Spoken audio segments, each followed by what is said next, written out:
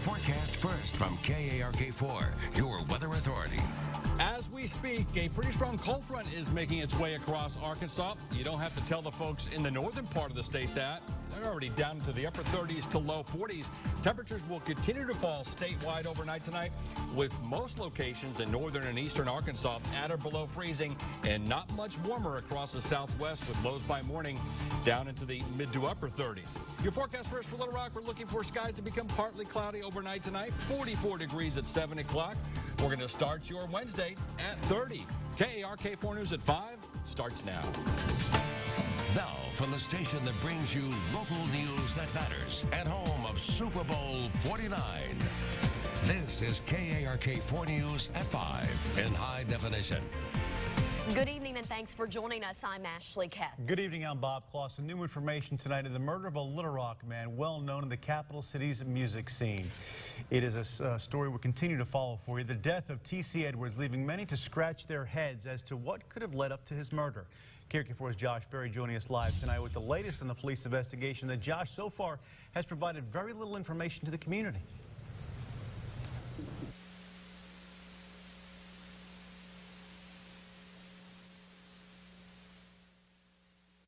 So it's really surprising to hear that somebody was killed a few doors down. There's no sign that at this empty home on Howard Street in Little Rock, police found a man dead with a gunshot wound to the head early Sunday morning. Neighbors, some afraid for their safety, say no one knows anything, which is just as concerning for police. And especially when you have a homicide of an unknown individual and we're out there looking for that suspect and we don't have any information as to who that suspect is. Little Rock police say they can't confirm who the victim is as they continue to wait on positive ID from the medical examiner's office. But they are aware the community knows the victim is 40-year-old T.C. Edwards, well-known staple of the Little Rock music scene. Our detectives are out there. They're fielding that information. They're hearing the same rumors, they're looking at the same social media, and so they're following up on those leads and that information as well. T.C.'s friends question how and why he ended up at a seemingly vacant house more than 2 miles away from where he lives and works. But the further it is away from his home, the closer it is to people that live here. It makes me worry a little bit because it's so close.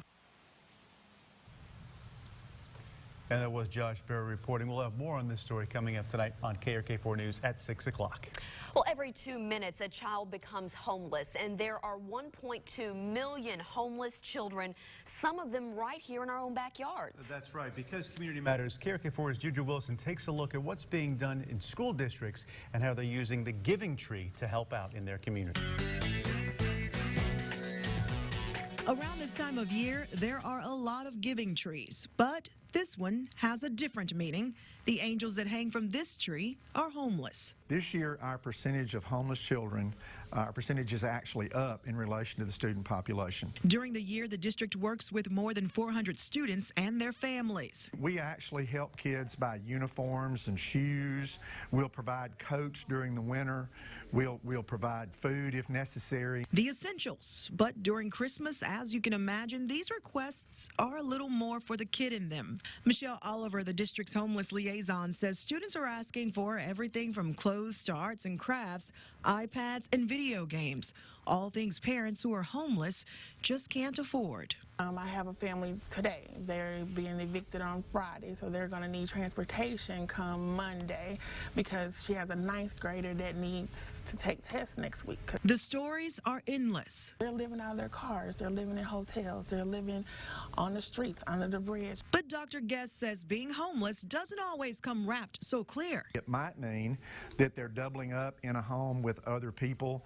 A mother and her children may be living with a sister. So PCSSD doing all it can to help the students have a good Christmas. We do have a lot of employees who adopt kids, and that's the angels that you see on our tree here. Angels they support all year long. These are our students. Especially during the holidays. In Little Rock, I'm Deidre Wilson.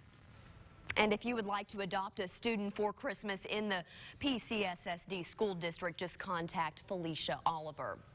Money owed to county jails for housing around 2,500 state inmates continues to add up. According to the Association of Arkansas Counties, the total reached $7.7 million in the first week of December. The association saying the Department of Correction hopes to issue nearly $900,000 in payments.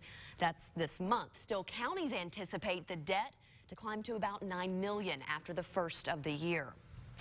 A Central Arkansas water park turning into a triple threat today. Wild River Country announced 3 new attractions you have to look forward to this coming summer.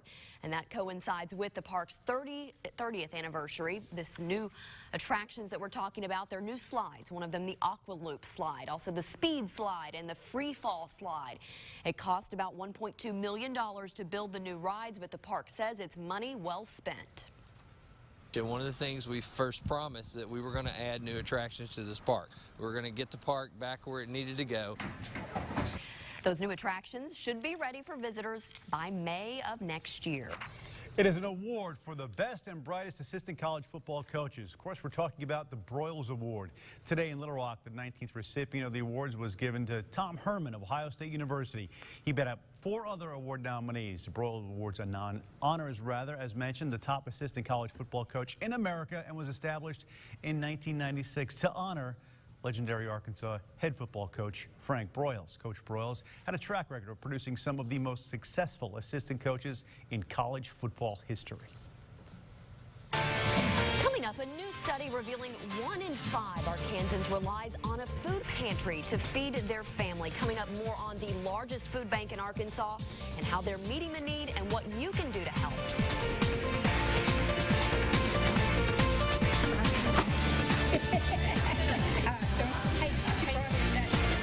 Groundbreaking research made right here in Central Arkansas. How the work of one man can help special needs children get the care they need.